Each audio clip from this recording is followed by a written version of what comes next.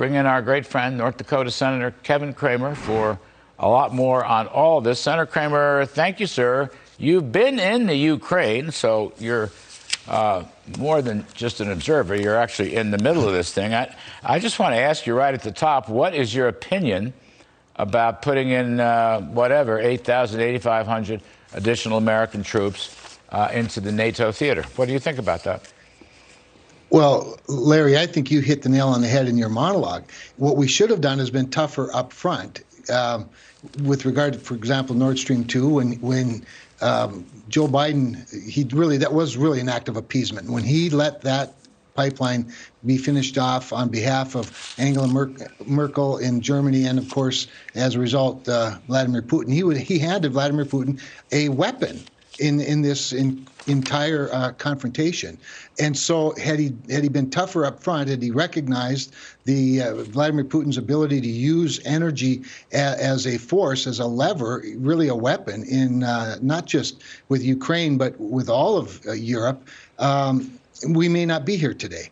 That said, then he comes, then we come up to last week when, 6 of my colleagues and I, a bipartisan delegation, went to Ukraine to exercise and demonstrate our solidarity as a country, our solidarity as a Senate, Republicans and Democrats, standing with our president and our State Department, saying we stand with Ukraine, we will stand against Russian aggression. And the next morning we have a nice meeting with the president. We spend an hour talking about all these things. And later that day, he says, well, if it's a minor incursion, well, maybe we have to talk about it. I mean, that's like inviting a jewelry thief to the Tiffany's Christmas party and telling him not to touch the merchandise. I mean, it's just absurd. And so this weakness that is presented by his actions doesn't match the tough talk.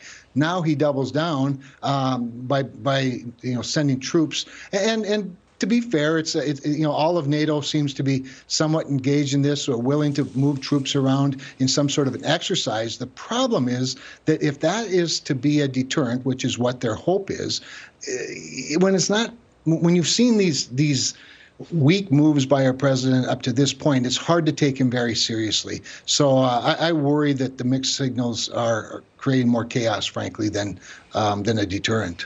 Regarding NATO, Senator Cramer, Germany is of no help. In fact, Germany has been a hindrance. In fact, Germany looks to be rather more on Putin's side. They've stopped arms movements into the Ukraine, and they've issued statements that are ambiguous at best. And I guess they just had to fire one of their Navy guys. I'm just saying, NATO, well, the biggest chunk of NATO is Germany. France and Germany apparently negotiating with Russia on their own. The United States is not on that phone call, so far as I know. I wish I were wrong, but that's what I understand. And as Donald Trump said time and time again, they're not really paying their fair share of the financial burdens either. So, like, what's NATO? Why do I want to put, or anybody put 8,000 troops into NATO? I don't get that. Well, good question. I mean, I think it's 8,500 of our troops, and along with other NATO troops, moving throughout Eastern Europe to send a message of solidarity. But you're right. Germany has been a particular problem, both in their, first of all, their acquiescence to being captive by Russian natural gas through the Nord Stream 2 pipeline, really endangering many of their own allies and neighbors in their neighborhood. But remembering, too, though, that the stability of Europe is what's at stake. It's not simply, Ukraine, another, former Soviet state becoming again a Soviet state. The ramifications are to a stable or an unstable Europe. And so we need to have a strong NATO. We need to have a strong Europe. The problem is that within the European Union themselves, they are a little bit confused. I mean, you talk about France and Germany negotiating with Vladimir Putin. I just read a story, an energy story, where France is trying to convince Germany that their nuclear should be considered clean energy in the European Union, and Germany's response is, well, our gas should be, and neither one thinks the other one's fuel source is good enough to be considered clean energy. I mean, this is sort of backyard nonsense. We need to have a serious discussion about stabilizing Europe, because remember, it doesn't just end in Europe. right? You already talked about Afghanistan and what the kind of signal that sent to Vladimir Putin. Well, what we do here is going to send a signal to China and Taiwan. It's going to send signals to Iran. You already talked about the acquiescence to Iran, not the acquiescence, I mean, helping them pay their United Nations dues so they can vote against us. I mean, it's complete absurdity. Can we pause on that? I don't ever mean to interrupt, sir, but I'm just saying. No. I just got wind of this. It was actually, I saw it this morning, a New York Sun editorial. It was put together by Seth Lipsky and my friend Claudia Rosette, old Wall Street Journal editorial writer and a great lady. So I wasn't aware of this. So let me get this right. We're going to pay Iranian dues so they can vote on a new John Kerry, God knows who, deal with Iran, right, which has broken everything and building their 60% home on nuclear weapons, and we don't have to go to the U.S. Congress. Now, can't anybody, I mean, can't Senator Kevin Cramer just stand there on the well of the Senate floor and just yell about this and say, stop, stop, stop? Well, if I was at the Senate floor, I probably would have gone to the Senate floor and said, stop, stop, stop, along with a whole bunch of my colleagues, but we're not there this week. No, the way this works is there was, $18 million that was frozen in an account in South Korea.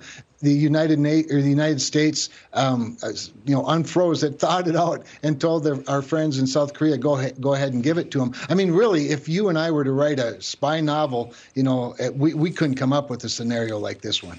Yeah, boy, it's just so disappointing. Now, let me ask you this. The report from British intelligence, and again, you were in Ukraine. I'm interested to get the Ukrainians. Just last week, yeah. What'd they say to you? Like, the British Foreign Office or somebody, I don't know, GHQ, somebody saying that Russia plans to invade. They've got surrounded now. There's on the eastern side, of course. Now they've got their troops in Belarus up north. They already own Crimea. They're putting ships into the Black Sea. So they could go into Kiev. It could be an unofficial. It doesn't have to be an official assembly or whatever Biden characterized it the other day in his press conference. Is there going to be a coup d'etat? Do the Ukrainians think there's going to be a coup d'etat?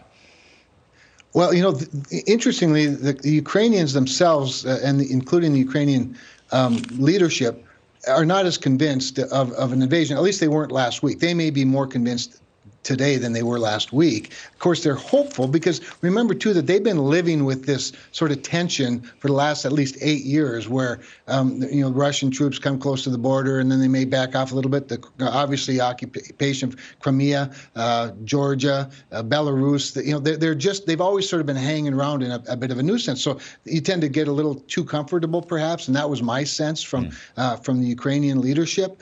All of that said, this latest revelation from British intelligence suggests to me that may be the minor incursion that President Biden had in mind. But I can tell you, Larry, a pro-Russian leader embedded into Ukrainian leadership, perhaps even, as the president, also recalling, they don't have a single member of parliament in Ukraine, this pro-Russian party. But to put somebody like that in leadership in Ukraine would be about as destabilizing to Europe as an invasion itself. I mean, I don't really see, it would be like a difference without a distinction in my mind in many respects. So Ukraine is tough enough.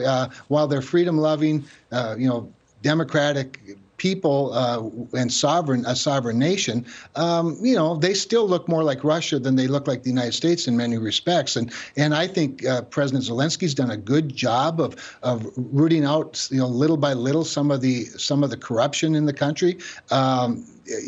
He ran on you might recall, he ran on an anti-corruption platform, was hugely successful as an outsider, much like a president that we know.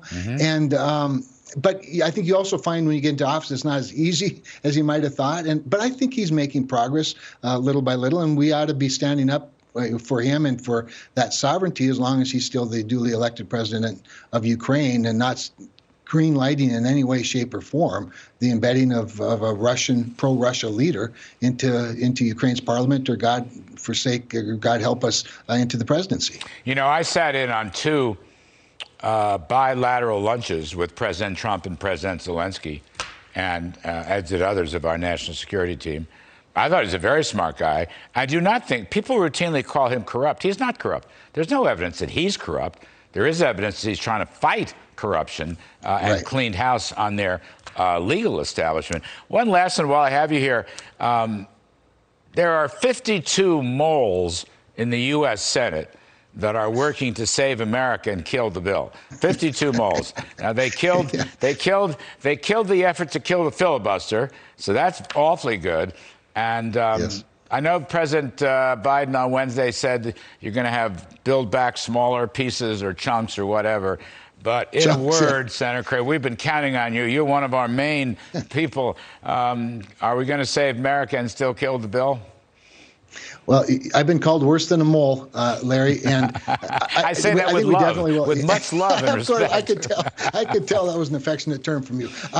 But I actually think, interestingly, the idea of breaking it up into chunks is fine as far as I'm concerned. But there's really nothing in the Build Back Broke plan that's all that great. There might be some bits and pieces here on energy policy. I think the best way to move forward with some bipartisan suggestions is to wipe the slate clean, get a new white sheet of paper, sit down with people like Joe Manchin and Kirsten Sinema and others who want to be serious about bipartisan solutions, and then move forward. As you might have noticed, we have this little inflation problem. We have a southern border problem. We actually have an energy security challenge that was fixed a few years ago, and now it's back. I think there are bipartisan solutions, but I think it's time to just knock off the nonsense. We're not going to blow up the United States Senate. We've already run up more debt than is helpful. Let's sit down now and have some adult conversations. I think there are some things we can do together. Great. That's just the kind of mole that we love. Senator Kevin Cramer, you're terrific, sir. You're the best. Thank you ever so much. Talk soon. Thanks.